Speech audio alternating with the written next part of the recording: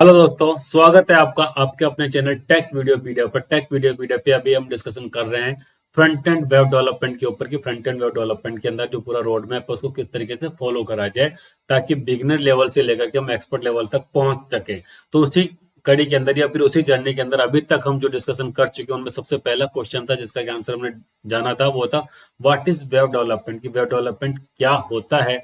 उसके बाद में सेकंड क्वेश्चन हमारे सामने सबसे इंपॉर्टेंट था कि व्हाट इज वेबसाइट, कि वेब डेवलपमेंट के बारे में बात तो करें लेकिन वेब डेवलपमेंट के अंदर वेब क्या होती है, वेबसाइट क्या होती है, इसका हमें पता होना बहुत जरूरी है, जिसका जवाब हम ऑलरेडी ले चुके हैं। उसके बाद में यह था कि वेबसाइट को बनाने के अंदर के वेबसाइट के डिफरेंट डिफरेंट कंपोनेंट्स कौन से होते हैं, इनके ऊपर डिस्कशन कर चुके हैं। वेबसाइट जो होती है वो कितने कंपोनेंट से मिलकर के बनी होती है, कि उसके अंदर सर्वर क्या होता है, क्लाइंट क्या होता है, इंटरनेट क्या होता है, ये सब कुछ हम डिस्कशन कर चुके हैं। उसके बाद में हमारे पास क्वेश्चन था कि ये वेबसाइट वर्क कैसे करते हैं, कि हम तो जस्ट इंटरनेट के ऊपर या फिर ब्राउजर के ऊपर हम केवल वेबसाइट का नाम डालते हैं और हमारे सामने एक कंटेंट डिस्प्ले हो जाता है, उसको हम यूज कर सकते हैं बहुत ईजी तरीके से।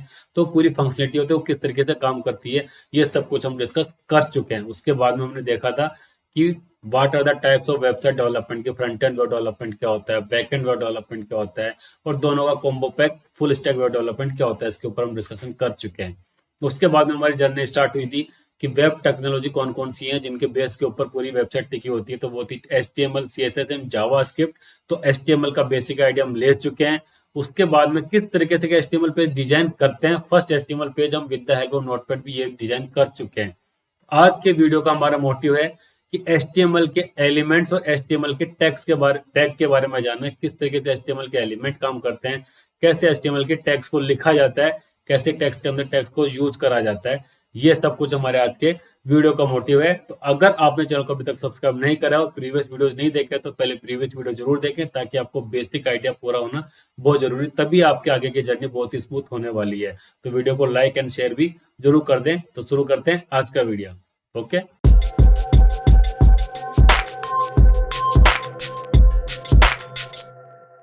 क्या आप डायरेक्ट नोटपैड से भी HTML फाइल को क्रिएट कर सकते हैं? जैसे प्रीवियस के अंदर मैं चेक करा था कि फाइल नोटपैड के अंदर राइट क्लिक करने के बाद में जो टेक्स्ट फाइल बनती है उसका जो एक्सटेंशन था .txt, उसको हमने चेंज करा .html के अंदर, तब जाकर के नॉर्मल नोटपैड की फाइल या टेक्स्ट फाइल HTML फाइल के अंदर कन्वर्ट हुई, जो कि एक वेब ब्राउजर के ऊपर रन होने लगी। तो क्या डायरेक्टली हम कर सकते हैं? बिल्कुल। आप जाइए नोटपैड के अंदर, वो फाइल को सेव एज करेंगे, तो यहाँ पे देखिए जो .txt आ रहा था, जो वहां पे हमने चेंज करा था, इसको फाइल क्रिएट करते टाइम पे हम इसको चेंज कर देते हैं second.html।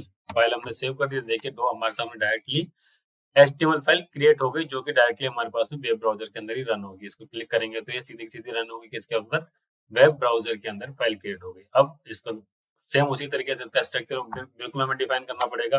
कैसे, ये हमें बार बार प्रैक्टिस करनी बहुत जरूरी होगी, अदरवाइज तो हमारा काम होगा नहीं।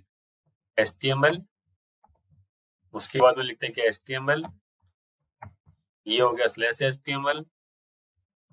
उसके बाद में कौन सा आएगा, head closing, body, close body. देखिए इसके अंदर मैं वापस से रिपीट कर देता हूँ। जब हमने हेड टैग की बात करी है, ये तीनों अलग अलग टैग हो गए। एक तो HTML टैग हो गया, तो ये तो हो गया इसका ओपनिंग टैग, और ये हो गया इसका क्लोजिंग टैग, और इसका बीच का जो भी कंटेंट है ये इसका कंटेंट आ गया है। मतलब कि ये इसके एलिमेंट, एक HTML एलिमेंट हो गया जिसका opening tag and closing tag हो गया। अब इसके अंदर टैग आ गए दूसरे, तो इनको क्या बोलते हैं, HTML टैग के अंदर दूसरा टैग आ गया, तो ये नेस्टेड टैग है। एक टैग के अंदर दूसरा टैग।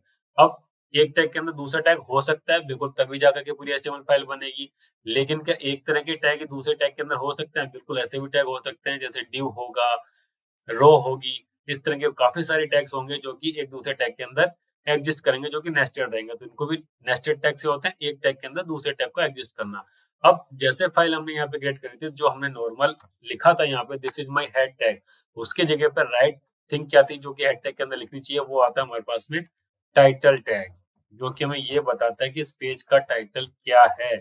इसका पर्पस ये होता है कि आपको फाइल को ये बताना है कि जो ब्राउजर के ऊपर जो लिखा हुआ होगा, this is my second HTML page, ये फाइल हमने सेव करी थी। कि नॉर्मल टैग लिखा हुआ है कौन सा, टाइटल, टाइटल के बीच में जो भी कुछ लिखा हुआ है वो सब कुछ डिस्प्ले में आना चाहिए, लेकिन ये डिस्प्ले में कहाँ जाएगा, ये हमें वेब ब्राउजर की बॉडी के अंदर ना दिख करके जो सेकंड डॉट एचटीएमएल लिखा हुआ है इसकी जगह पे डिस्प्ले में आ जाएगा, this is my second HTML page.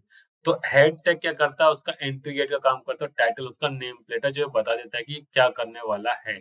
इसके अंदर हम स्टाइल्स को डिफाइन करते हैं, बाकी सब चीजें। बॉडी के अंदर जैसे मान लीजिए कोई भी हमें टेक्स्ट टाइप करना है तो टेक्स्ट टाइप बाय डिफॉल्ट हम डायरेक्टली टाइप कर सकते हैं, this is body tag type hear anything. File save कर दी, ये इसके ऊपर रन हो गई, डिस्प्ले में चला गया। लेकिन इसको लिखने का जो बेस्ट तरीका होता है वो क्या होता है, इसको इस तरीके से ना लिख करके हम एक पैराग्राफ टैग के अंदर लिखते हैं जब भी कुछ काम करेंगे। तो ये पैराग्राफ ओपनिंग हो गई और ये पैराग्राफ की यहाँ पे क्लोजिंग हो गई, और ये फाइल हमने सेव कर दी और इसके ऊपर हमने रन करा दी। तो देखिए अब इसको कुछ फॉर्मेटिंग आ गई, पहले जो बिल्कुल उसके साथ में चिपका हुआ था उसकी जगह पे कुछ गैप आ गया। तो एचटीएमएल अपने आप कुछ ना कुछ उसके अंदर स्टाइल्स ऐड कर देता है कि हाँ इनके बीच के अंदर कुछ गैप होना चाहिए कि नहीं होना चाहिए। जैसे हमने ये टैग था इसको कॉपी कर लिया, इसको वापस से यहाँ पे हम पेस्ट कर देते हैं। ये पैराग्राफ टैग है जो कि टेक्स्ट को टाइप करने का, देखिए इसके बाद नीचे दूसरा चला गया। अगर हम इसको ऐसे नहीं लिखते पैराग्राफ टैग के अंदर और नॉर्मली हम टाइप कर रहे होते हैं इनको इस तरीके से लाइंस को, तो क्या होता, ये हो गई, वापस से दूसरी लाइन में ब्रेक दे दिया तो भी हम देखिए टाइप कर रहे क्या आ रहा है, पूरा का पूरा एक रेगुलर लाइन बन करके आ गई। पूरी हमारे पास फॉर्मेटिंग नहीं थी जैसे कि हमारी फॉर्मेटिंग होनी चाहिए थी। तो ये हो गया इसका पैराग्राफ टैग जो कि टैग टेक्स्ट को टाइप करने के काम में आता है। अब इसके अलावा हमारे पास में एक टैग और आता है जैसे कि पैराग्राफ है, उसी तरीके से हम स्पान टैग भी कर देते हैं, स्पान।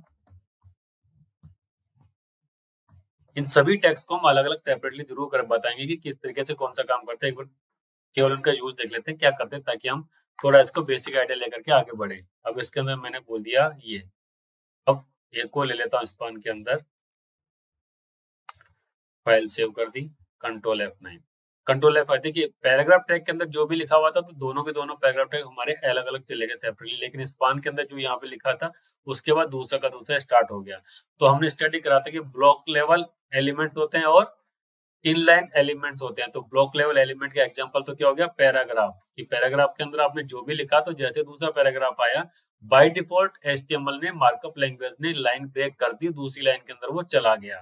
जबकि स्पान टैग जो था उसके अंदर ये इनलाइन एलिमेंट था तो उसके अंदर जैसे उसको खत्म हुआ था ये दूसरा का दूसरा इसके साथ में आ गया। तो स्पान या फिर इनलाइन टैग का जो एलिमेंट होते हैं उनके अंदर लाइन ब्रेक आपको देनी होगी तो उसके लिए आप टैग का यूज करते हैं किसका, बीआर का।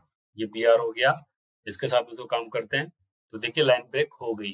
अब इसके अंदर देखिए जो कंडीशन थी हमने बोला था कि कुछ टैग ऐसे होते हैं जिनके अंदर की आप विदाउट स्लैश पे काम कर देते हैं, इनका केवल और केवल यही टैग है कि ये ओपनिंग भी हो गया क्लोजिंग भी हो गया। ये HTML5 के अंदर तो बीआर चल जाता है, लेकिन अगर उसकी जगह पे होता कौन सा आपका HTML5 से लोअर वर्जन तो उसके अंदर आपको बैक स्लैश लगाना कंपलसरी होता है कि ये सब कुछ लगाना ही है आपको कि ये हमारा लाइन ब्रेक हो गई है।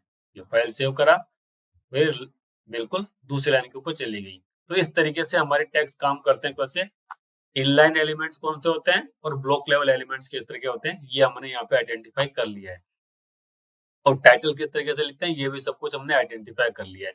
अब देखिए अभी हम सब कुछ कर रहे हैं नोटपैड के अंदर, तो इस तरीके से तो हम एक प्रोफेशनल लेवल के ऊपर जाकर के वेब पेज को डिजाइन नहीं कर सकते। ये तो हम नॉर्मल तरीके से हम केवल इनके ऊपर स्टडी कर सकते हैं किस तरीके से क्या काम कर रहे हैं। तो प्रोफेशनल लेवल के ऊपर एक वेब पेज को या फिर एचटीएमएल पेज को डिजाइन किसके थ्रू करते हैं, वो डिजाइन करेंगे हम एक आईडी के अंदर या फिर एक एडिटर नोटपैड के जैसा दूसरा एडिटर हम यूज करेंगे वीएस कोड के। वीएस कोड के अंदर किस तरीके से पेज को हम डिजाइन करते हैं, और एचटीएमएल फाइल जो हम इस तरीके से रन करा रहे हैं फाइल के थ्रू, ये रन ना करा के वेब सर्वर के ऊपर वेब पेज की तरह किस तरीके से रन कराएंगे ये हम नेक्स्ट चेक करेंगे। तो अब हमें ये देखना कि वीएस कोड को इंस्टॉल कैसे करते हैं। Okay, thank you.